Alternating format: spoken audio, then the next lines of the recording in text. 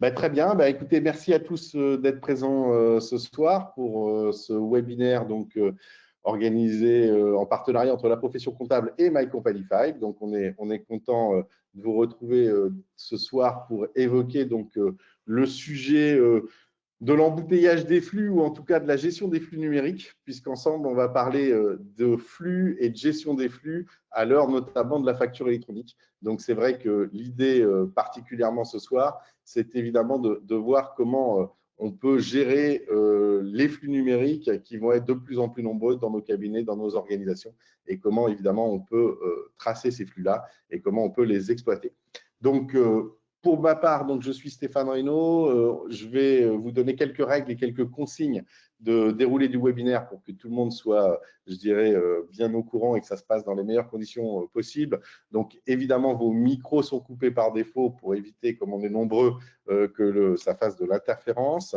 Vous avez la possibilité de poser toutes les questions que vous souhaitez dans la section questions du module de GoToWebinar. Donc, n'hésitez pas. Vous pouvez nous poser des questions dans le module de chat ou directement à partir, en effet, du GoToWebinar. Et puis surtout, n'oubliez pas, à la fin de ce webinaire, vous aurez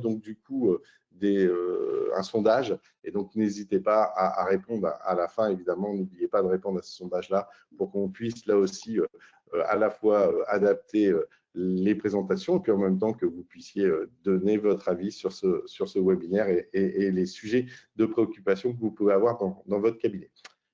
Donc, merci à tous d'être présents ce soir. Donc, comme je le disais, je me présente rapidement et puis je vais donner la parole aussi à Charles-Olivier pour qu'il se présente. Donc, pour ma part, je suis donc Stéphane Reynaud, je suis le directeur de la publication La Profession Comptable, je suis aussi expert comptable et j'anime donc la revue Le Mensuel La Profession Comptable. Et évidemment, nous travaillons depuis plusieurs années sur le sujet de la facture électronique et de l'arrivée de la facture électronique au niveau de la profession comptable et également de mes différentes casquettes de consultant pour la profession. Charles-Olivier, de ton côté, peut-être tu peux te présenter, même si tout le monde te connaît. Alors, ouf, ce serait bien, ça serait bien. Non, voilà, Charles-Olivier Dibol, donc je suis le fondateur et le dirigeant de la société My Company Files. Donc, on existe depuis 14 ans en ayant vraiment eu un focus très fort sur les experts comptables très rapidement dans la création d'entreprises. Et aujourd'hui, donc, on travaille avec un peu plus de 800 cabinets pour presque 300 000 dossiers.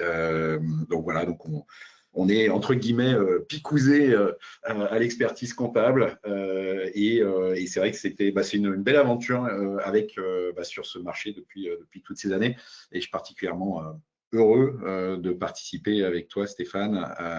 C'est vrai on voit Stéphane comme une des vigies de ce qui se passe sur le marché. Donc, on est ravis en tout cas de pouvoir contribuer et de participer à ce webinaire avec toi. Bien, merci Charles-Olivier. Alors, c'est vrai que le thème d'aujourd'hui et la raison pour laquelle on organise ce webinaire en commun, c'est qu'évidemment, on a dans les prochains mois qui viennent devant nous un sujet majeur. Ce sujet majeur, évidemment, c'est l'arrivée de la facture électronique en France. Et ça, tout le monde l'a évidemment en tête, puisque si je fais un petit update pour l'instant, et je dirais c'est ce qu'il faut bien avoir en tête, la date fatidique du 1er septembre 2026 est toujours évidemment d'actualité et encore plus d'actualité parce que maintenant on est rentré dans la première phase de test du PPF, en tout cas de la partie portail PPF entre les PA, les fameuses plateformes agréées et le portail. Et donc, le sujet de la facture électronique monte évidemment en puissance dans les cabinets. Donc, c'est vrai que le sujet pour nous ce soir, c'est de parler des flux qui vont venir avec la facture électronique, mais c'est aussi de donner finalement un éclairage sur la manière dont on va gérer et organiser justement la collecte d'informations au sein du cabinet. Et donc, ce qui nous paraissait évident, c'est qu'il fallait finalement, d'une certaine manière, dès à présent, gérer la question de ce contexte global en ayant en tête que ce contexte global, il va être impacté par plusieurs choses, évidemment. il est impacté d'abord par l'arrivée de la facture électronique, on l'a dit, mais il est aussi impacté par l'arrivée de l'intelligence artificielle. On voit que dans les cabinets, l'intelligence artificielle commence à se mettre là aussi en place et on voit chez les éditeurs aussi que ça commence à venir. Et puis, il est impacté par un autre élément qui est important aussi, c'est que dans tous les pays où la facture électronique est déjà en place, et notamment dans tous les pays où nous, on a pu documenter le passage à la facture électronique, eh bien, ce que l'on a vu au fur et à mesure du temps également, c'est que finalement, les risques cyber augmentaient de manière importante au fur et à mesure que la facture électronique se développait et se mettait en place. Donc ça, c'est vraiment, si vous voulez, le contexte global dans lequel il faut être. C'est un contexte dans lequel on va avoir dans les prochains mois de plus en plus de risques cyber. Donc finalement, la question de la sécurisation de la collecte et des flux, ça va être évidemment important. On a également du coup cet enjeu de facture électronique et puis on a la manière dont on pourra utiliser finalement l'intelligence artificielle et la donnée dans nos missions et dans nos applications. Donc ce contexte global, il fait vraiment bouger les lignes. Et c'est vrai que ce qu'on voulait vraiment illustrer ce soir et avoir vraiment cette première idée-là en tête, c'est que c'est bien, à l'heure de la facture électronique, on va pouvoir faire circuler de l'information, mais ce qu'il faut avoir en tête, c'est que quand beaucoup de choses circulent et quand beaucoup de flux, je dirais, arrivent dans un cabinet ou dans une organisation, eh bien, il y a un risque également, c'est le risque en fait d'embouteillage. Et c'est un peu le paradoxe aujourd'hui de cette gestion de flux, c'est que finalement, s'il y a beaucoup de flux qui arrivent, eh bien, il y a un risque principal, évidemment, c'est qu'à un moment donné, plus rien ne circule. Et donc ça, c'est hyper important de le comprendre parce que dans tous les retours d'expérience que l'on a là aussi à l'international sur l'arrivée de la facture électronique, eh bien, en fait, le moment qui est pré-facture électronique, c'est un moment où finalement, on a un risque d'embouteillage si on gère mal l'approvisionnement. Et puis, en plus, on peut se dire que nous, en France, ça va être un peu particulier puisqu'on va avoir à la fois de la facture électronique sur, du coup, les années, je dirais, 2026, 2027 et évidemment aussi 2028 avec la fin finalement de la mise en place. Et donc, cette montée en puissance, elle risque également de favoriser un petit peu l'embolie parce qu'on va avoir plusieurs types de flux, on va le voir ensemble avec Charles-Olivier, qui vont venir se télescoper. Donc vraiment, l'idée que l'on voulait introduire ce soir, c'était de dire, on n'est pas ce soir sur un sujet de traitement de plateforme, on n'est pas sur un sujet de choix notamment de plateforme, on est bien sur un sujet d'organisation du cabinet pour pouvoir gérer au maximum les flux et pour pouvoir justement s'assurer que tout se passe le mieux possible au sein du cabinet. Et ça, c'est vraiment un retour d'expérience que l'on a de l'international. J'étais encore il y a quelques jours avec des Italiens qui nous disaient, si on peut bien vous partager une chose, c'est que finalement, préparez-vous parce que d'un seul coup, vous allez avoir beaucoup de flux qui vont être très différents et qui vont arriver dans vos systèmes. Et donc, du coup, cet engorgement en matière de flux, il a évidemment quelques risques. Et notamment, il y a un risque de retrouver un certain nombre d'incohérences, de retrouver un certain nombre également de redondances à l'heure où on va collecter un maximum d'informations.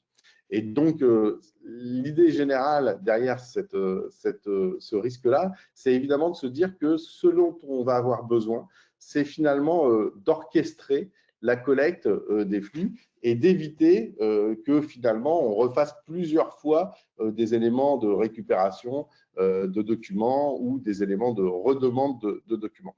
Il y a un mythe, c'est vrai que moi je fais partie de ceux qui animent évidemment le sujet de la facture électronique depuis plusieurs années, mais c'est vrai qu'il y a un peu un mythe, c'est de dire qu'à l'heure de la facture électronique, bien tout se passerait naturellement bien. En fait, là aussi, les retours d'expérience à l'international nous montrent qu'au démarrage, évidemment, c'est plutôt la confusion. Et donc, l'idée, c'est plutôt de mettre de la clarté dans cette période-là, en essayant justement d'avoir ce qui peut être le plus proche possible, je dirais, d'une organisation maîtrisée. Et ça touche notamment aux besoins, on va y revenir avec Charles-Olivier également, qui est celui de l'orchestration. Donc, deux idées à retenir d'emblée dans ce webinaire. L'arrivée de la facture électronique, c'est évidemment un moment clé. C'est un moment majeur pour la profession et il faut évidemment qu'on s'y prépare tout de suite. Et c'est en même temps un moment où il faut repenser à l'organisation de son cabinet, l'organisation de sa collecte et gérer donc justement le mieux possible du coup cette organisation et cette collecte.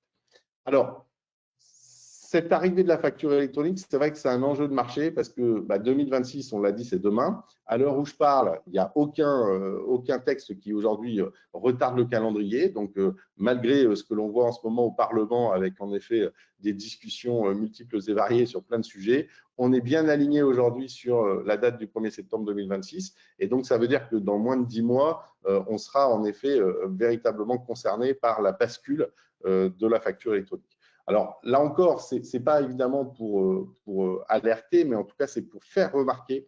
On sait que dans les retours d'expérience internationaux que l'on a pu benchmarker, on sait que pour certains cabinets, la facture électronique, ça va être un risque d'organisation, voire de désorganisation, et en même temps, un risque éventuel de perte de chiffre d'affaires. On a des structures à l'international qui se sont retrouvées en difficulté parce qu'à un moment donné, l'arrivée de la facture électronique faisait qu'ils avaient moins de temps justement pour accompagner leurs clients, qu'ils avaient moins de temps également pour prospecter et qu'en même temps, le client parfois pouvait avoir tendance à demander une modification des honoraires. Donc ça, c'est une posture qu'on veut évidemment éviter au maximum pour la profession comptable française. Et donc, ça veut dire quoi? Ça veut dire que très clairement, l'arrivée de la facture électronique, c'est un enjeu de repositionnement au sens donc de la relation client. Et ça, c'est vraiment très, très important parce que ça veut dire que véritablement, il faut profiter de la facture électronique pour justement se repositionner et faire que finalement cette relation client soit mieux maîtrisée grâce justement à la dématérialisation. Donc, cet enjeu de marché, il est important parce qu'il conduit évidemment à se dire que pour les cabinets, il va falloir du coup travailler son business model d'une certaine manière et que l'un des éléments majeurs de ce business model, c'est évidemment la maîtrise des flux. Et là, véritablement, on est au cœur du sujet, c'est-à-dire se dire comment je vais pouvoir justement maîtriser les flux, les différentes typologies de flux que je peux avoir dans mon cabinet. Alors, c'est vrai qu'on a entre guillemets, et je laisserai évidemment Charles-Olivier réagir juste après ce slide, mais on a évidemment une vision des flux qui va se modifier au fur et à mesure du temps. Ce qu'il faut comprendre, c'est qu'aujourd'hui, on est évidemment la plupart du temps sur des flux qui sont des flux dématérialisés, mais entre guillemets numérisés la plupart du temps et qui ne correspondent pas à la facture électronique. Aujourd'hui, on est donc du coup avec pratiquement évidemment 100% de flux non FE dans les cabinets. Tout début 2026, quand on va lancer justement la campagne facture électronique, quand on va commencer à migrer sur les plateformes de facture électronique à partir donc de septembre 2026, qu'est-ce qui va se passer? Il va se passer tout simplement qu'on va continuer à avoir beaucoup de flux qui sont en fait non FE. Non facture électronique. Il faut se rappeler que le e-reporting, par exemple, ça va être souvent des tickets de caisse, ça va être souvent des tickets Z, ça va être souvent des petites facturettes, ça va être plein de flux qui, au départ, ne vont pas être nécessairement en facture électronique. Donc, les flux non FE, ils vont rester importants en 2026 et ils seront évidemment toujours très majoritaires. On commencera à avoir des flux comptables avec la facture électronique au gré où les grandes entreprises et les ETI passeront à la facture électronique. Mais au démarrage, on aura évidemment encore très, très majoritairement des flux non FE.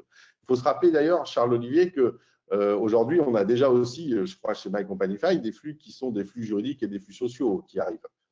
C'est vrai qu'on insiste beaucoup sur le fait que la relation client ne se réduit pas à la facture et à l'échange de factures en particulier. Mais déjà, si on veut maîtriser le flux, ça c'est une de nos grandes convictions, c'est pas que la facture. Voilà, et notamment le flux social qui est souvent oublié au sens où c'est encore énormément, malgré les MySILA et autres, beaucoup des flux qui remontent complètement en dehors du respect du RGPD d'ailleurs, ou qui redescendent. Et oui, en fait, le principe, c'est de regarder globalement l'ensemble du flux pour le maîtriser, le sécuriser. On revient sur une notion de sécurité et de réglementation et de sécurité. Mais ouais, c'est essentiel de réfléchir globalement à l'ensemble de ce qui est échangé entre le client et le cabinet et le client. Alors, ce qu'on sait, c'est que ça, évidemment, ça va évoluer dans le temps. Quand on compare là aussi ce qui s'est passé dans d'autres pays liés à l'arrivée de la facture électronique, et puis quand on fait des projections de volume, ce qu'on sait, c'est qu'ensuite, progressivement, la facture électronique, évidemment, va prendre toute sa place. Je vous rappelle que la facture électronique, ça va être 2,5 milliards de factures au départ qui vont être dématérialisées, et puis progressivement, on ira vers les 4 milliards dans les années qui viennent, avec notamment la revue des process de facturation dans les entreprises, puisque l'un des effets induits de la facture électronique, c'est notamment de créer plus de factures, parce qu'on va mieux maîtriser les process de facturation. Et donc, il y a des processus aujourd'hui sur lesquels on ne fait pas de facture, qui demain deviendront des processus où on fera forcément de la facture. Mais ce qu'on peut se dire, c'est qu'à partir de 2027, progressivement, on va commencer à avoir un transfert où, en effet, les flux comptables non FE vont commencer à diminuer et les flux comptables de FE vont augmenter au fur et à mesure que les clients et les entreprises, du coup, vont prendre en main la réforme. Je vous rappelle qu'au 1er septembre 2027, toutes les entreprises devront facturer en facture électronique. Toutes les entités qui sont concernées par la réforme devront être en facture électronique. Donc là, on aura une montée en puissance très, très significative. Ce qui est intéressant là aussi, c'est qu'on voit que cette période de cohabitation, elle va donc être réelle en 2027 et elle le sera également en 2028. Alors, en 2028, ça commencera à être un petit peu différent, puisque, en fait, normalement, dans les prévisions, on aura du coup un flux, notamment de comptabilité, qui passera beaucoup par la facture électronique, majoritairement, puisque tout le monde, je dirais, devra avoir basculé en facture électronique pour ceux qui sont concernés. Évidemment, on aura toujours des flux qui reviendront encore hors facture électronique, parce que, comme on le sait, tout le monde ne sera pas dans le périmètre de la réforme. Donc, on aura toujours des flux qui ne seront pas forcément, je dirais, électroniques au sens facture électronique, mais qui existeront quand même. Et puis, en effet, les flux juridiques, les flux sociaux, eux, ils restent évidemment, je dirais, en termes de volumétrie à assurer, et en termes de relations clients, comme tu le disais, Charles-Olivier, ça reste évidemment un élément important. Donc, vous voyez que, en fait, ce qu'il faut bien avoir en tête, parce que c'est parfois un peu la confusion qu'on peut avoir sur le marché de la facture électronique, c'est que la facture électronique ne va pas régler évidemment notre problème de collecte. Elle va au contraire être finalement à un moment donné un élément de plus dans la collecte et une manière de collecter plus des documents.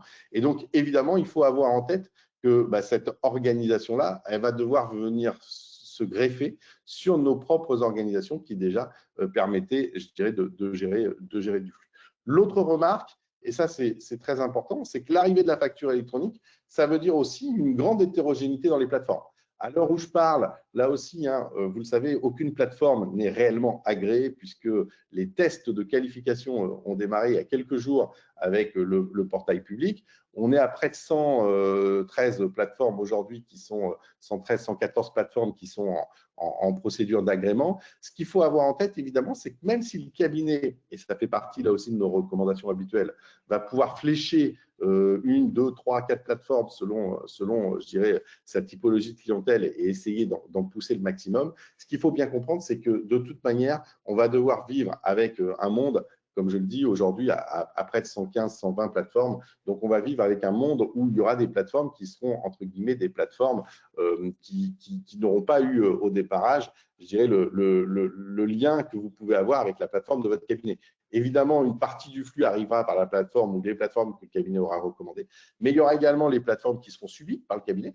Quand on regarde aujourd'hui, nous, on fait un benchmark à la profession comptable des 115 plateformes. Quand on regarde les 115 plateformes, on voit qu'il y a des plateformes du secteur de la pharma, on voit qu'il y a des plateformes du secteur de la distribution, on voit qu'il y a des plateformes du secteur, je dirais, de la banque, de l'assurance. Donc, on voit qu'il y a des plateformes qui sont sectorielles. Donc, ces plateformes sectorielles, si votre client est dans un secteur d'activité très précis, il risque de la prendre. Et donc, du coup, ça sera une plateforme qui sera un peu subie par le cabinet.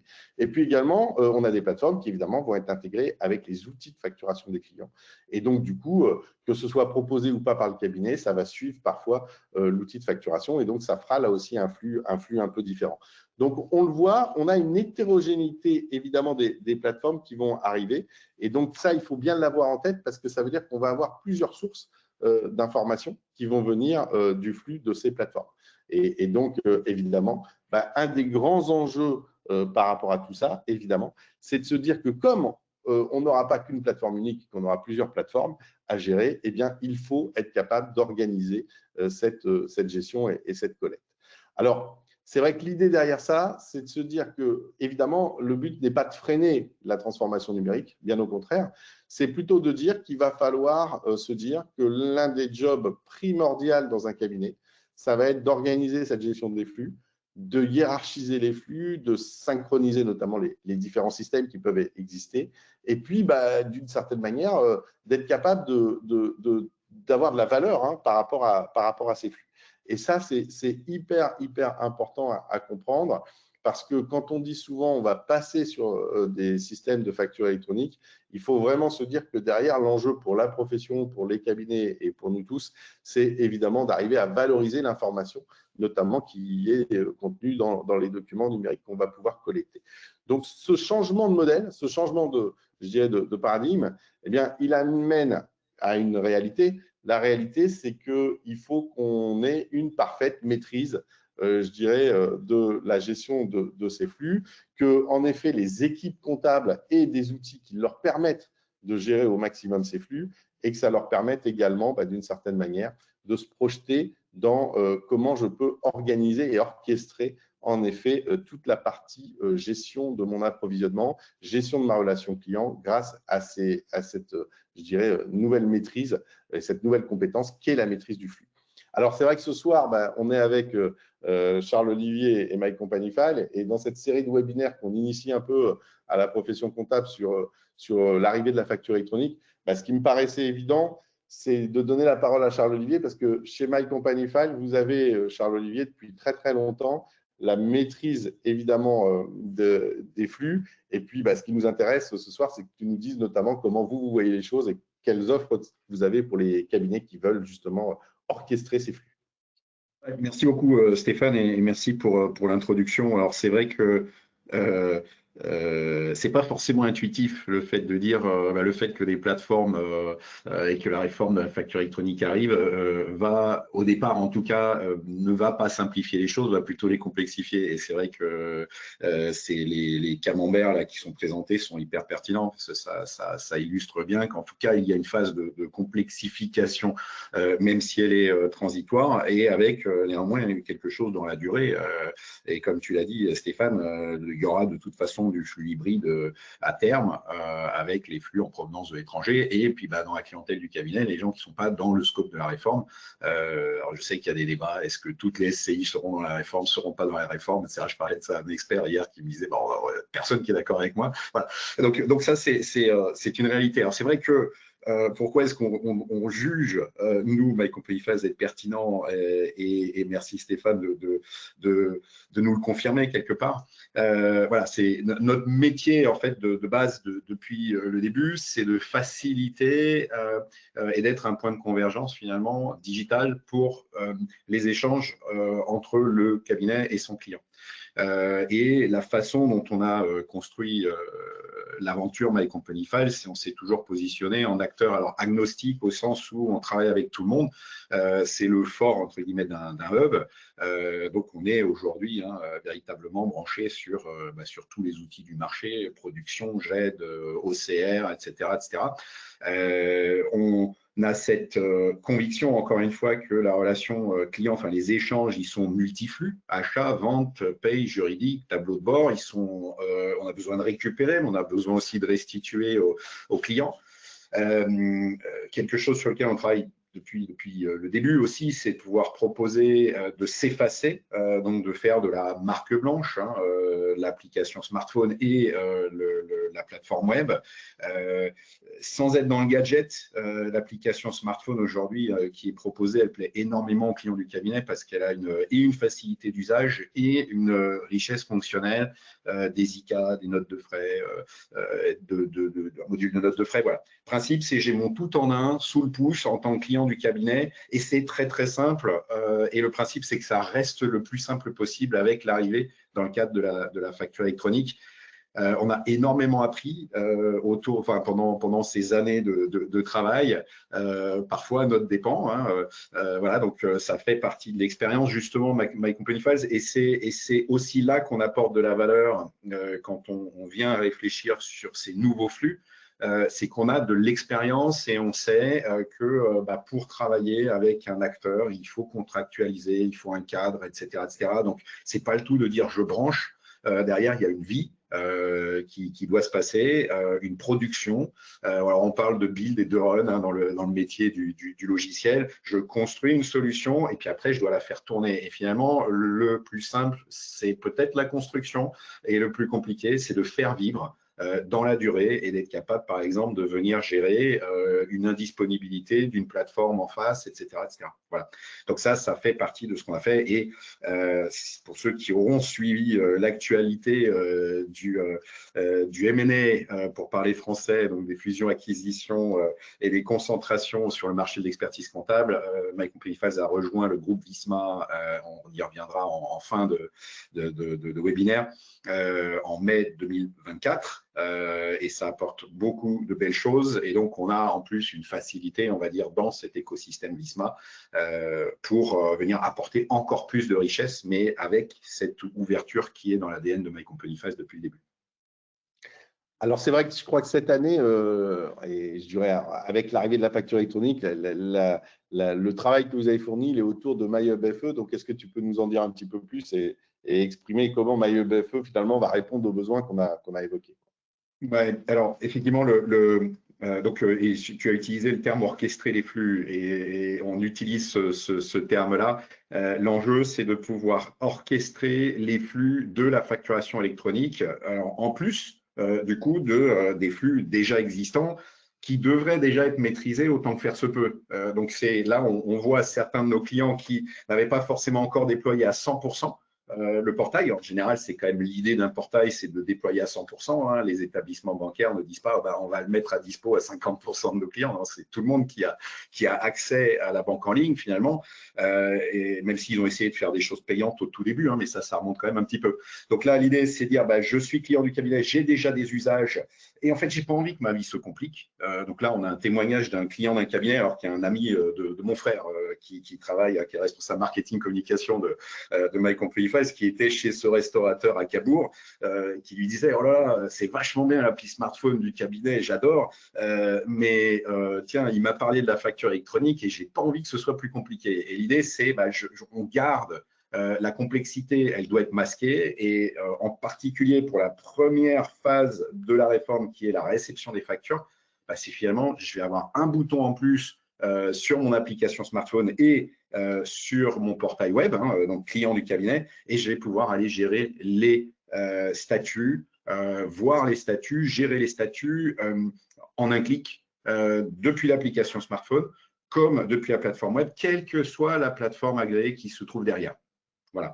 Donc, finalement, et on va vous le montrer à l'écran. Maëlys va intervenir incessamment. On travaille sur le parcours client final, donc qui souhaite que le moins possible change. Donc là, on va changer au minimum ses habitudes, et on va apporter quelque chose d'uniforme, quel que soit le client et la plateforme qu'il a derrière. Donc, quand on parle d'hétérogénéité, on vient homogénéiser. L'expérience collaborateur, finalement, je dois pouvoir avoir une vue complète des flux en provenance des plateformes et à destination des plateformes. Et ça aussi, on va vous le montrer. Et puis, on va pouvoir apporter le fait de connecter les plateformes qui ne sont pas connectées à votre production comptable. Donc, il y a 3 volets, on va dire, en particulier. Voilà, donc pour ne pas finalement avoir une rupture, là on doit avoir une continuité, hein, le flux non maîtrisé, comme tu disais tout à l'heure Stéphane en introduction, c'est l'embouteillage concrètement, donc je maîtrise rien. Alors en t'écoutant Stéphane, je pensais à quelque chose, finalement la facture électronique, c'est un peu comme si tout à coup j'ai l'eau courante. Hein, avant il fallait que j'aille chercher l'eau. Mais au moins, c'était compliqué, c'était éprouvant. Mais voilà. Là, en fait, finalement, j'ai l'eau courante un peu partout, mais je n'ai pas forcément les robinets, je n'ai pas forcément le tuyau d'arrosage qui va bien au bon endroit, etc. Donc, l'idée, c'est de pouvoir justement maîtriser. Une fuite d'eau, ça peut faire mal. Donc, c'est d'avoir cette logique de maîtrise dans ce qui arrive au cabinet, ce qui arrive d'abord chez le client, du coup, au cabinet, etc., et de ne pas avoir à aller chercher l'eau qui sera restée coincée chez un autre opérateur, finalement. Et on peut peut-être passer… Oui. Oui, et puis j'allais dire, et puis tu l'as dit, hein, l'idée quand même, c'est que on le voit bien, en tout cas moi, quand j'interviens auprès des fédérations professionnelles diverses et variées, on voit bien qu'aujourd'hui, du côté des artisans, du côté des commerçants, il y a un peu d'inquiétude sur ce que peut être la facture électronique, sur la manière dont ça va se mettre en place, et surtout, il y a une, entre guillemets, une attente qui est que ce soit simple. Et donc, c'est vrai que je rebondissais sur le slide où tu mets en fait le portail client à tout son sens. C'est clairement, en effet, un des objectifs aussi, à mon avis, pour les experts comptables dans la réforme, c'est de faire que pour notre client, finalement, ce soit simple en termes d'accès, la facture électronique, et que ça ne devienne pas finalement un sujet de complexité qui, derrière, engendrerait des discussions sur, finalement, le coût aussi de la comptabilité et la manière dont on peut faire de la comptabilité. En tout cas, je pense que c'est un élément qui est hyper important dans la réflexion. Et c'est ce que tu disais, l'idée, c'est quand même, à un moment donné, qu'on puisse maintenir une relation client très forte dans ce moment qui va être évidemment un peu perturbé, en fait. Il y a un effet d'aubaine en fait, hein, quelque part. Finalement, c'est toujours pareil. Hein, c'est soit je le prends, je le subis, soit je saisis l'opportunité de vraiment mettre le pied à l'étrier à mon client. Et donc, j'avais pas fini mon raisonnement tout à l'heure. On a certains de nos clients qui n'ont pas forcément déployé encore à 100% le portail, et là qui réalisent qu'il est essentiel de le déployer à 100% sur l'ensemble des flux pour être prêt et venir en fait juste simplement rajouter un canal supplémentaire, mais déjà maîtrisé. Voilà, donc venir finalement brancher le tuyau d'arrosage supplémentaire. Et donc aujourd'hui, en fait, on est déjà en production sur Je Facture Security et Chain Trust. Donc parce que c'est des acteurs en fait qui sont prêts aujourd'hui déjà au niveau des API. Et ce qui est très riche finalement, c'est que on vient apporter ce parcours utilisateur très simple, et puis que ces acteurs-là, eux, garantissent justement le respect de la norme, enfin tout ce qui est réglementaire par rapport à l'échange qui doit prendre place entre l'APA d'émission et l'APA de réception, avec les contrôles de conformité, etc., etc. Voilà. Donc on a déjà de l'existant. Déjà du retour d'expérience et déjà des cabinets qui sont en train de travailler avec nous pour continuer à faire évoluer la solution. Alors, je crois que ce rôle d'orchestrateur et de concentrateur, on va le montrer à travers une démo, et je crois que je vais laisser la main du coup à l'équipe My Company 5 pour présenter la démo. C'est ça, Maëlys qui est chef de projet et ancienne collaboratrice de cabinet, donc voilà, qui a ces deux facettes. Alors Maëlys, la parole est à toi. Merci et bonsoir à tous, il commence à faire nuit. Je suis ravie de pouvoir vous présenter du coup le portail MyHub FE, ce nouveau module dont vous pourrez disposer vos clients assez rapidement, hein, si vous le mettez en place pour vos clients. Donc ici, on est sur un portail client donc de démo, mais qui, comme il peut déjà en exister chez vos clients, pour ceux qui sont déjà clients chez nous. Et vous avez tout simplement un module supplémentaire qui vous permet d'accéder à ce tableau de bord qui vous affiche la liste des factures électroniques présentes dans les différentes PA.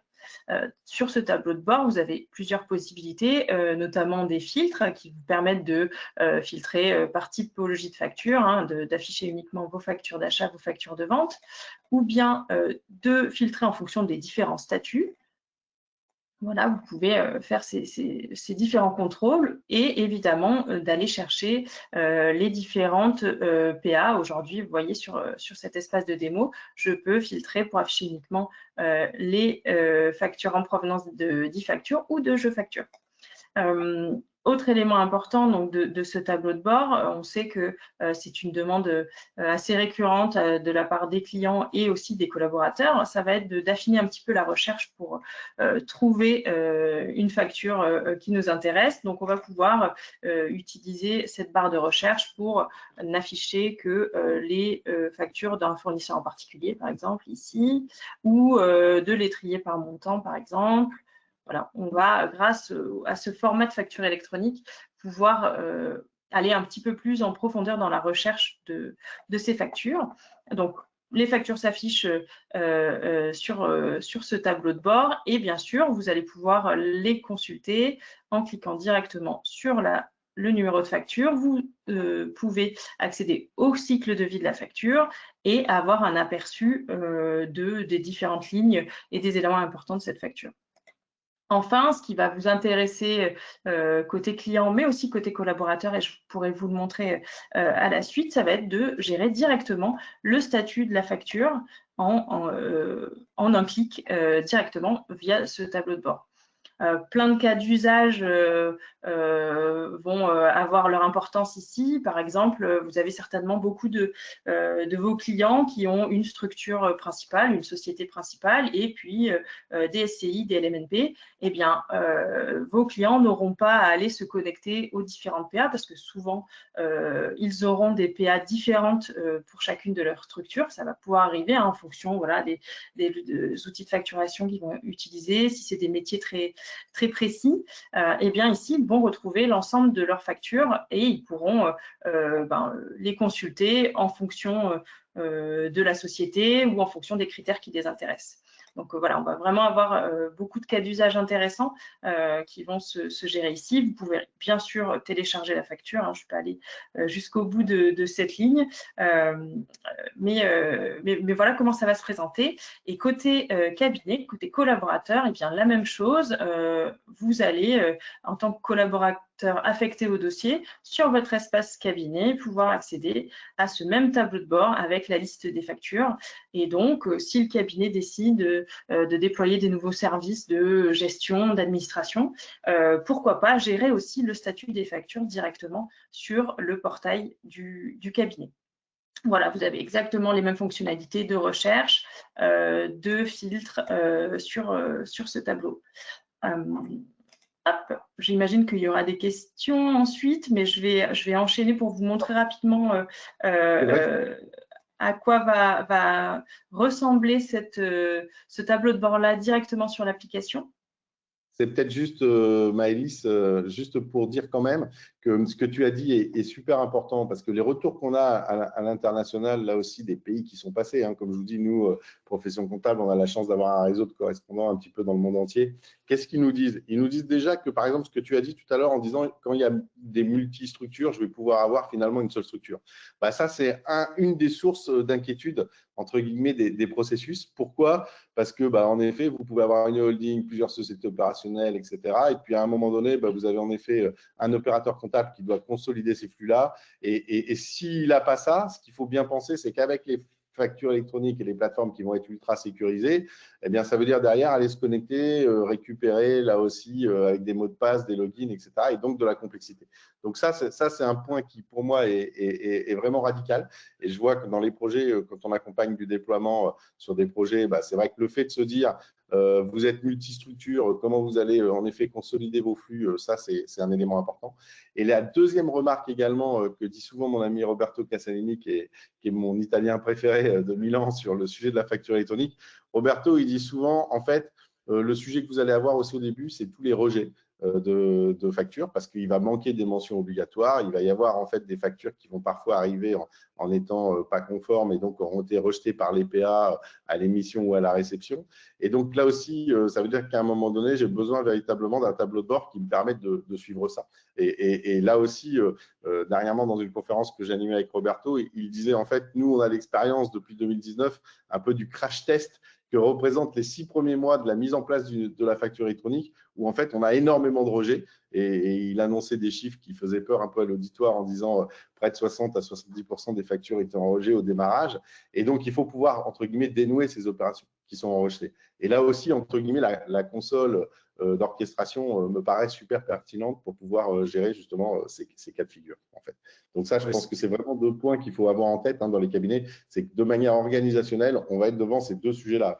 L'organisation des flux multistructures et la capacité à gérer les rejets.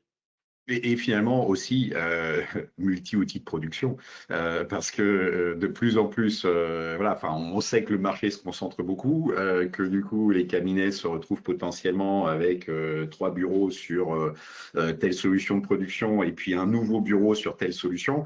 Alors, ça fait sens de venir homogénéiser, c'est pas toujours le cas, c'est pas toujours possible tout de suite. Et le fait de dire, bah, j'ai un concentrateur qui est capable de se brancher sur les différentes prods et sur les différentes PA, et après d'accompagner sur les migrations d'une PA à une autre, c'est quelque chose d'essentiel.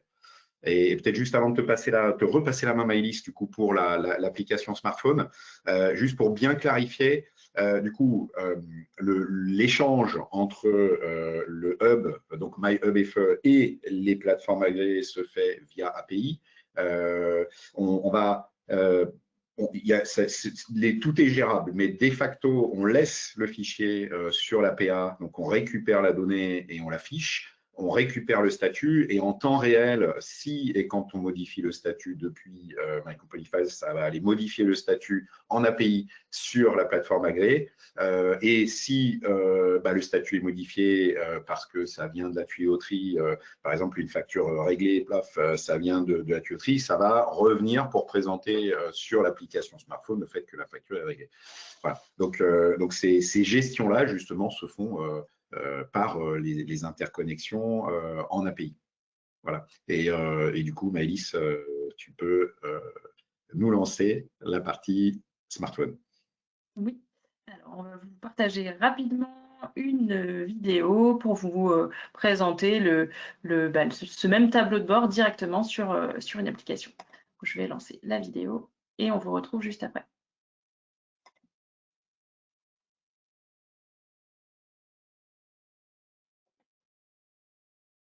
Bienvenue sur MyHubFE, l'orchestrateur de vos flux de facturation électronique. Vous retrouvez directement sur votre application un tableau de bord avec l'ensemble des flux de factures électroniques. Un onglet pour les achats, un onglet pour les ventes, avec un filtre sur les différents statuts.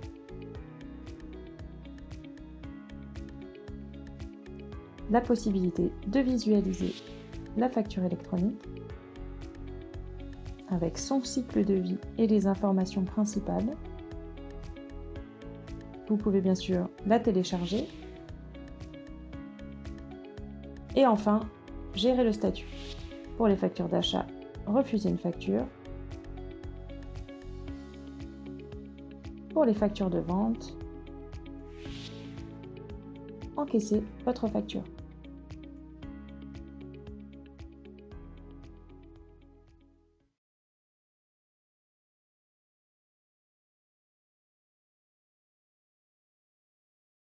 Merci, pour cette vidéo. Et je vais pouvoir rendre la main à Stéphane et Charles-Olivier. Merci Maëlys. Juste pour bien clarifier, en général, hein, la plateforme web va être plus orientée cabinet et l'application smartphone est quand même très, très, très client final, même si ça peut être utilisé au cabinet, mais on est vraiment sur l'application smartphone, sur le parcours de l'entrepreneur qui va faire quelques actions rapides. Et c'est justement la beauté de l'exercice, justement sur finalement j'ai une facture à accepter ou à refuser. Donc je reviens sur cette première obligation de la réforme. La première obligation de la réforme, normalement, elle peut être du coup très simple vu l'utilisateur final. Voilà. Alors, ce qui est vrai, c'est que tu l'as dit tout à l'heure, l'intérêt aussi peut-être quand même de s'intéresser à des solutions de My Company Files, c'est que tu disais tout à l'heure, l'idée quand même, c'est de dire finalement, l'objectif, c'est de garder la main sur la relation client. Et notamment, c'est vrai qu'avec du coup Visma qui vous a intégré, comment est-ce que tu vois aujourd'hui ce contrôle de la relation client et comment vous abordez ce sujet-là chez My Company Files? Ouais, merci pour la question. Non, alors c'est vrai que j'ai une belle aventure avec les experts comptables. Donc je suis ingénieur moi de formation, j'ai bossé dans l'aéronautique, les télécoms, la carte à puce, la monétique. Et puis, donc, j'ai découvert ce métier via un ami d'enfance qui est devenu mon associé, donc expert comptable, lui, et commissaire aux comptes. Et j'ai découvert ce métier qui est assez extraordinaire avec des gens qui sont des entrepreneurs, qui accompagnent des entrepreneurs. Et je me suis toujours engagé quand les gens me demandaient mais quand est-ce que, à qui tu vendras, quand est-ce que tu vendras, etc. Je disais, j'en sais rien, mais je ferai tout pour faire quelque chose qui soit vertueux pour mes salariés d'abord, et j'ai toujours dit ça, et pour mes clients, parce que beaucoup de gens m'ont fait confiance, en particulier dans les premières années, on était très intuitus personnels. Et du coup, j'ai cette fierté, j'ai envie de dire, d'avoir rejoint un groupe comme Visma qui démontre depuis plus de 20 ans sur, alors d'abord la Scandinavie, puis les Benelux et aujourd'hui en France et puis Amérique latine, une une façon de travailler avec ses clients très respectueuse, une ouverture, un maintien des interconnexions en API. À titre d'exemple, hein, aujourd'hui, le moteur fiscal utilisé par Income, c'est une solution qui s'appelle Teledec, une société qui sert d'autres éditeurs et qui continue de les servir et qui continuera à les servir. Voilà. Le fait d'avoir été racheté par Visma n'a absolument rien changé à la relation de Teledec vis-à-vis de ces gros éditeurs que sont encore, en l'occurrence, Pennyline et Time, pour ne pas les citer. Voilà, donc ça, c'est l'ADN de Visma. Et juste, du coup, si on revient sur le slide précédent, parce qu'il est pour moi mais tellement important, et ça, là, j'y mets mes tripes. Il y a quelque chose que vous devez avoir en tête absolument, vous les experts comptables, c'est de préserver votre souveraineté, même plus que l'indépendance, votre souveraineté, et elle dépend notamment de l'indépendance technologique, donc de pouvoir choisir vos briques et choisir le meilleur de chaque brique, et puis de garder le contrôle total sur votre relation client. Ça doit être, j'ai envie de dire, un non négociable, en tout cas pour durer. Voilà, donc ça, c'est vraiment fil rouge que vous devez conserver au maximum à l'esprit. Voilà. Alors, quelques mots sur Visma, Stéphane. Oui, voilà ce que j'allais dire. Et puis surtout, peut-être insister sur l'expérience de Visma en matière de facture électronique, parce que l'avantage de Visma, c'est que finalement, ils ont des pays qui sont évidemment passés bien avant nous à la facture électronique. Oui, absolument. Et du coup, il y a effectivement un partage d'expérience. Alors, ça fait partie aussi de l'ADN de Visma, c'est que il y a une culture de partage d'expérience, y compris des erreurs, et ça, c'est très, très riche. Donc, effectivement, là, on a 26,5 millions de factures électroniques traitées par les solutions Visma tous les mois. Parce que la Roumanie est passée à la facture électronique il y a 2 ans, je crois. Voilà, et il y a vraiment ce partage d'expérience. Donc oui, il y a une expérience, il y a des relations fortes avec PayPal, par exemple, hein, donc ce qui facilite aussi donc ChainTrust aujourd'hui, typiquement, donc qui est la plateforme agréée au sein de Visma, en fait, à passer entre guillemets la qualification, je ne sais pas si c'est le bon terme, mais en tout cas le fait d'être agréé PayPal facilement, parce que justement accompagné par des gens qui l'ont déjà fait N fois, avec des accès justement sur les gens qui connaissent par ailleurs. Donc c'est un groupe aussi qui a les moyens de ses ambitions, hein, et qui investit énormément. Donc c'est un groupe de logiciels, c'est pas un fonds d'investissement, ce qui me fait dire encore une fois qu'en ayant revendu la société à Visma. D'abord, je suis là et je suis là pour un paquet de temps encore, et c'est l'ADN de Visma, c'est 70% des dirigeants sont toujours là au bout de 5 ans. Donc, c'est un groupe qui est très étonnant, qui est vraiment un groupe d'entrepreneurs, en fait, et ça vibre concrètement quand on est notamment sur les rendez-vous annuels, par exemple, ce qu'ils appellent managing directors, les MD des différentes sociétés du groupe. Et une grosse activité paye aussi, hein, donc c'est pas anodin non plus, traiter 11,2 millions de bulletins de salaire par mois. Donc il y a voilà, notamment Numbers en Hollande, donc qui est un des gros acteurs du bulletin de salaire. Voilà. On peut peut-être passer celle-ci. Alors si, quand même important, le groupe Visma focalise de plus en plus sur les experts comptables. Alors, on utilise le terme AO pour Accounting Offices. Voilà, donc il y a une orientation qui s'accélère encore sur le groupe Visma c'est avec les experts comptables, et la vision, c'est-à-dire on doit être la solution ou le pool de solutions boosté à l'IA pour la comptabilité et la paye. Voilà, donc c'est vraiment l'ambition aujourd'hui du groupe, donc en étant présent particulièrement en Europe et avec des premiers pas en Amérique latine, concrètement. Alors, c'est vrai qu'il y a un sujet qui, pour moi, était aussi très lié et je voulais qu'on aborde quand même ce soir, hein, parce qu'à travers l'orchestration des flux, c'est quand même un sujet important.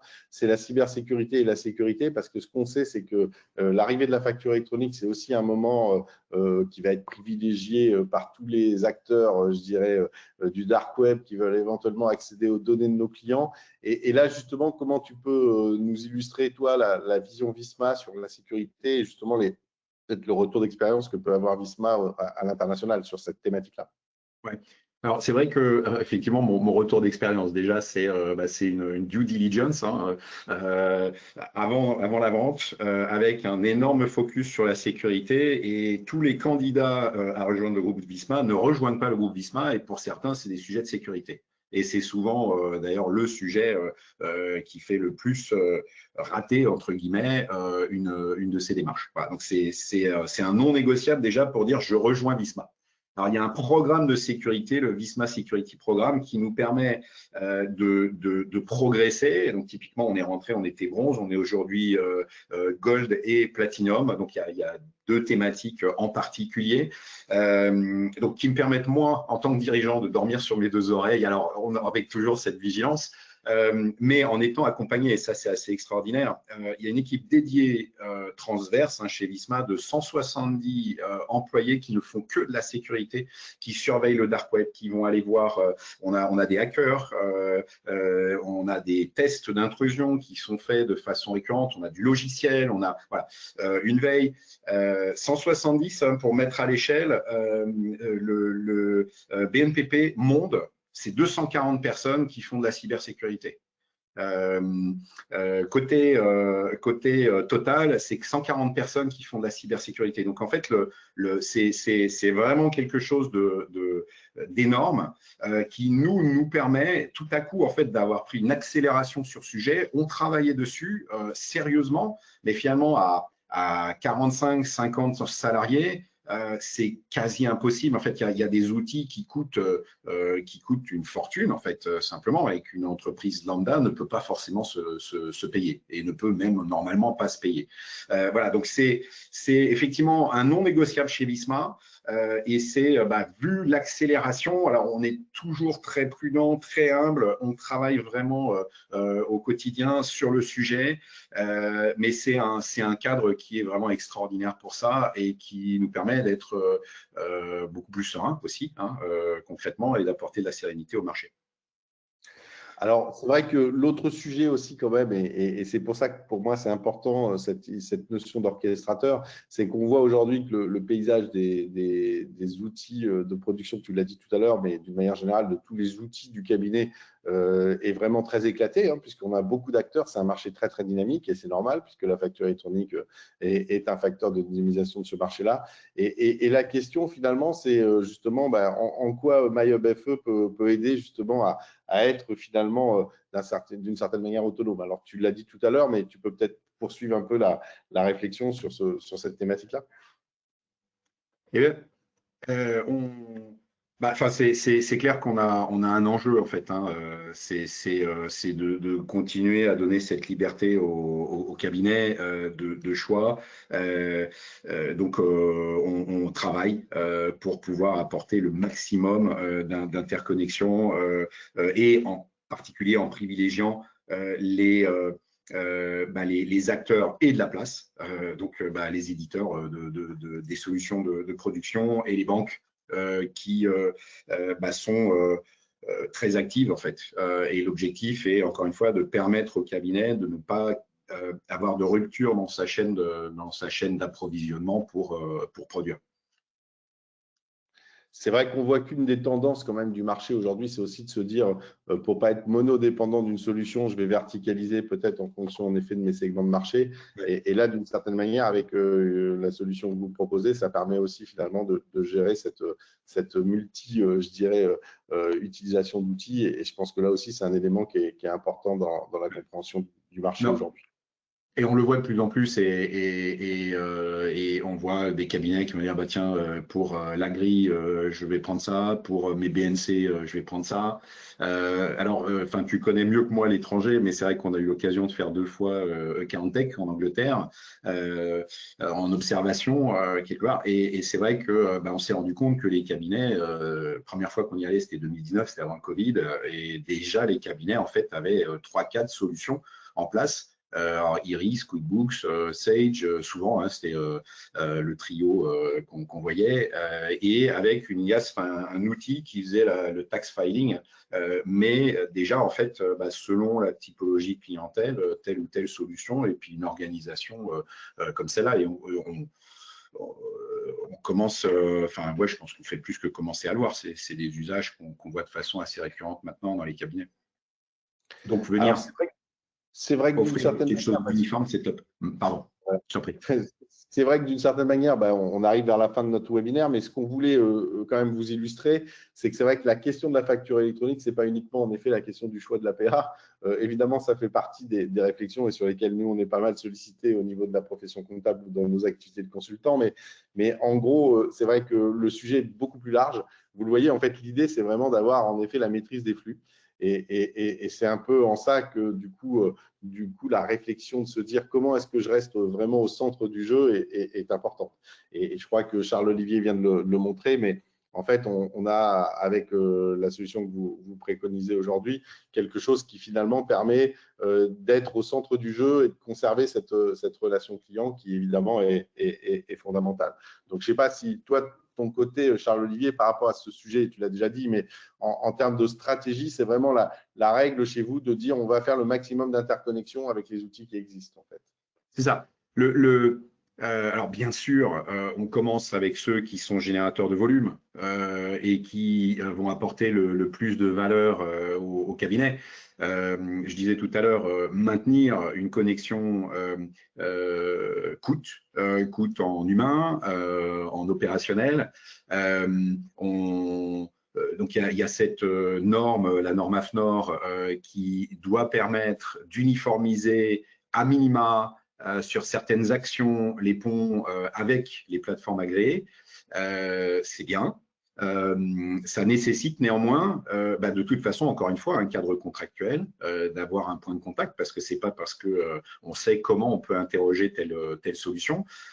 Déjà, ça veut dire qu'on va lui dire bonjour et quand il y a problème, on ne sait pas à quel rythme, on ne sait pas combien de fois on peut lui poser la question, etc. Ça, c'est du cas par cas pour chacune de ces solutions.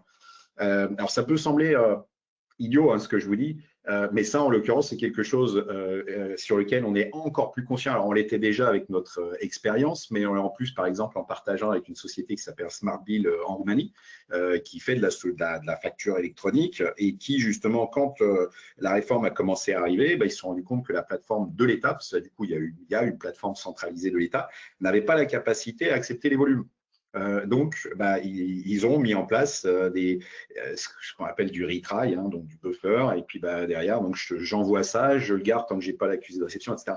Alors, ça peut vous sembler idiot, mais dans la vraie vie, si on doit le faire avec 40, 50, 60, 100 acteurs, c'est une vraie gestion en fait au quotidien. Donc, l'objectif, c'est de faire le plus large, le plus pertinent possible. Par définition, hein, il y a aussi une logique de dire si on a une plateforme dans laquelle on a moyennement confiance sur la pérennité, c'est pas celle qui partira le premier, hein, concrètement, ou très très exotique et qu'on verra pas, ou sauf exception, dans l'écosystème des cabinets. Voilà, donc vraiment une ambition effectivement de pouvoir permettre au cabinet de gérer, on va dire, 95% de ses flux de façon fluide et efficace. Et puis, il y aura toujours des exceptions de toute façon, mais ça doit être vraiment à la marge. Alors, pour terminer ce webinaire, qu'on espère vous aurez trouvé intéressant, on avait envie de partager quelques réflexions, évidemment, qui sont un peu, je dirais, très pratico-pratiques sur le plan d'action du cabinet. Très clairement, à l'heure où je parle, évidemment, comme je vous l'ai dit, la réflexion sur le choix des plateformes est importante. Moi, j'ai l'habitude de dire que ce n'est pas forcément, je dirais, une urgence absolue de choisir sa plateforme, contrairement à ce qu'on entend. Pourquoi? Parce qu'on est encore dans le cycle de qualification des plateformes. Et comme je vous disais, plus de 115, probablement 120 plateformes à la rentrée au début de l'année 2026. Ça va donner quand même lieu, à mon avis, à pas mal de petites évolutions également de réglementation et puis également un peu de filtrage. Donc c'est vrai que l'idée de choisir tout de suite la plateforme, ce n'est pas forcément l'idée prioritaire. C'est vrai que l'idée prioritaire, et je crois que c'est ce que toi tu dis souvent, Charles-Olivier, c'est plutôt de basculer tous les clients sur un portail. C'est plutôt ça, toi, ta recommandation. C'est vraiment déjà de maîtriser en fait l'existant, parce que effectivement, tu l'as dit tout à l'heure, le volume de factures échangées dans le cadre des flux factures électroniques, ça va être très faible jusqu'à septembre 2026. Et ça va commencer à augmenter. Alors, on a tous le droit d'anticiper, hein. Donc, les TPE ont le droit d'émettre avant et d'avoir la PA d'émission, etc. Mais donc, finalement, oui, il faut que je me prépare à ça. Et oui, il faut que je m'accoutume. Et oui, il faut que j'ai pu tester avec des clients du cabinet, etc., pour voir est-ce qu'on est clair, est-ce que ça circule bien, etc. Mais encore une fois, si le reste de mes flux est désordonné, ça va juste s'aggraver dans un premier temps. A contrario, si tout est propre sur un point d'entrée avec finalement la capacité à aller sur le flux facture électronique via le même point et une ergonomie ultra simple, j'ose dire sans trop m'avancer que la première étape devrait être simple, sachant que sur la réception, on est vraiment sur du réglementaire hein, finalement. Donc l'APA va apporter encore une fois le contrôle de la cohérence de la facture, du respect des standards, etc., etc. Donc ça, c'est important. Ça nécessite alors, les certifications de sécurité qui vont bien, etc., etc. Mais l'ergonomie, bien souvent, est complexe. Et le parcours, alors ça peut être juste une notion de parcours. Hein, ça peut paraître joli, mais quand on commence à se balader, moi l'expérience que j'en ai en tout cas pour avoir joué avec les unes et avec les autres, c'est que c'est pas direct quoi. Je vais pas arriver tout de suite sur ma facture d'achat à valider ou à refuser. Alors, c'est vrai que ça, c'est la première recommandation, c'est en effet de s'appuyer déjà sur tout ce qui existe et de favoriser ce qui existe. Après, moi, la recommandation que je fais aussi aujourd'hui, et vraiment qui est la première que je donne dans beaucoup d'accompagnements, c'est de dire, pensez à bien faire de la segmentation de vos clients. Regardez en effet la nature des flux chez vos clients et regardez les besoins de chez vos clients, parce qu'en fait, dans un monde multi-PDP, ce qui va multi-PA, pardon, ce qui va compter, c'est en effet de trouver l'outil qui correspond à peu près aux besoins du client. Et donc, la segmentation est hyper évidemment importante. Et puis aussi, l'autre remarque, c'est il faut se dire qu'en fait, et on le disait tout à l'heure, on était tout à l'heure en fait dans une logique un peu de relation client, et notamment My Company File est né il y a longtemps maintenant avec cette logique de relation client. Et moi, j'ai l'habitude de dire, avec la facture électronique, on va changer un peu, on va être dans une logique de conversation avec le client. Ce que je veux dire par la logique de conversation, c'est qu'en fait, la facture va nécessiter, lors de son échange, beaucoup plus de relations justement et d'échanges avec le client pour savoir si on les accepte, pour savoir si on les valide, pour savoir si on les paye. Et en fait, on passe de cette ère de la relation client à l'ère de la conversation client. Et pour aller justement dans cette ère de la conversation client, l'un des gros avantages, c'est qu'on peut faire des offres de service. Et justement, moi, mon message vraiment au cabinet actuellement, c'est de dire, travaillez bien sur la définition de vos offres de service. Et justement, grâce à la facture électronique, vous allez pouvoir les pousser facilement à vos clients. Et là aussi, je crois que vous l'avez montré tout à l'heure sur ce que montrait Maëlys, hein, on avait des petits boutons, mais je crois que vous avez conçu en fait MyHubFE pour pouvoir justement pousser ces nouvelles offres de service, Charles. C'est ça en fait. Alors il y a différents niveaux, mais c'est vrai que on présente My Company File comme un portail de service. Et l'idée, c'est de dire mon client par définition passe par là. Enfin, le client du cabinet. Et à partir du moment où le client passe par là et qu'il y va régulièrement parce qu'il a l'ensemble de ses flux qui sont là, y compris ses bulletins de salaire par exemple, c'est le meilleur moyen de lui parler. Donc là, on a déjà du fonctionnel qui est sympa, des pop-up. Donc, je me connecte et sur l'application smartphone et sur le web et je peux voir que le cabinet, par exemple, peut m'accompagner sur le recalcul de ma retraite. Je dis tout et n'importe quoi, sur du tableau de bord, sur du prévisionnel de trésorerie, etc., etc. Enfin, vous connaissez mieux que moi les services que vous êtes à même de faire. Historiquement, on m'a beaucoup dit, c'est sympa, Charles-Olivier, mais j'ai pas le temps de les faire, ces missions supplémentaires. Là, entre la facture électronique et l'IA et les outils d'automatisation de saisie qui sont quand même super matures aujourd'hui globalement, il y a des gisements de temps. Et souvent, là où ça bloque, ça reste, et c'est quand même, excusez-moi, un petit peu fou, ça reste souvent la collecte. Donc, maîtriser cette collecte pour arrêter de perdre du temps, c'est un petit peu fou hein, de le dire aujourd'hui en 2025, mais ça reste vrai. Et là, concrètement, donc, je reviens sur le premier point, sur le fait d'avoir ces flux organisés le plus vite possible, c'est que ça va être encore plus douloureux qu'avant si ce n'est pas maîtrisé. Donc, c'est vrai que pour conclure ce webinaire, puisque je crois qu'on est arrivé au terme de notre heure qu'on devait passer ensemble, c'est vrai que moi, j'ai envie de vous dire aussi, ce qu'il faut bien avoir en tête, c'est que en fait, à l'ère de la facture électronique, l'enjeu aussi, c'est d'arriver à transformer cette abondance de flux, puisqu'on va avoir encore plus de flux. À l'intérieur des factures électroniques, on va avoir aussi de la data, on va avoir beaucoup de données. En fait, c'est d'être, et c'est ça le métier en fait, de l'expert comptable de demain, ça va être d'avoir la capacité à transformer cette abondance de données, cette abondance de flux en intelligence et en information décisionnelle. Et ça, je pense que c'est vraiment l'élément qui est hyper important parce que, comme je le disais tout à l'heure, on va avoir une conversation avec nos clients qui va être digitalisée d'une certaine manière, puisque en fait, les échanges vont être multiformes et permanents d'une certaine manière. Et donc, pour pouvoir mener cette conversation de manière pertinente, pour pouvoir pousser les offres, comme tu le disais, j'ai besoin en fait d'y remettre de l'ordre et d'avoir finalement des outils qui me permettent du coup d'y voir clair dans les données qui sont collectées et dans la manière dont je les collecte et dans la manière dont je les restitue. Et c'est vraiment pour moi l'élément important à retenir, c'est que la facture électronique, c'est un outil technique, c'est un outil technologique. Derrière, ce qui va avoir évidemment de l'importance, c'est d'avoir finalement cette intelligence pour exploiter la donnée. D'une certaine manière, moi, Charles-Olivier, quand je vous entends, quand je vois avec Maëlys la présentation que vous faites, j'ai un peu tendance à me dire que finalement, MyHubFE, c'est un peu une assurance pour que le cabinet ne rate pas les flux de ses clients, quelle que soit la nature de ces flux, et que finalement, en ayant cette assurance-là, je peux juste derrière, du coup, organiser mes travaux et puis finalement pousser mes offres de services beaucoup plus facilement. Est-ce que le terme assurance te convient? Écoute, je l'utilise régulièrement. Et oui, complètement, en fait. C'est une assurance qui ne coûte pas très cher, j'ose dire, justement, en fait, alors, assurance, déjà, de capter les flux, et puis pour ce qui va se passer demain. Parce que c'est vrai qu'on ne l'a pas dit, mais potentiellement, certains cabinets vont être très assertifs, très directifs, et vont avoir une grande majorité de leurs clients sur une plateforme. Ça, c'est l'image du tiroir de cuisine bien rangé. Là, j'ai bien rangé mon tiroir de cuisine. Je l'ai à la maison, celui-là. Et puis, on ne sait pas pourquoi, mais 3 mois plus tard, le tiroir de cuisine, il ne ressemble plus à rien. Et là, en fait, il va y avoir une image au départ qui sera plus ou moins propre déjà en fonction de l'impact du cabinet, du temps passé, etc. avec ses clients. Et puis après, ça va vivre. Il va y avoir des clients qui vont arriver, potentiellement de la fusion de cabinet, du rachat de clientèle, etc.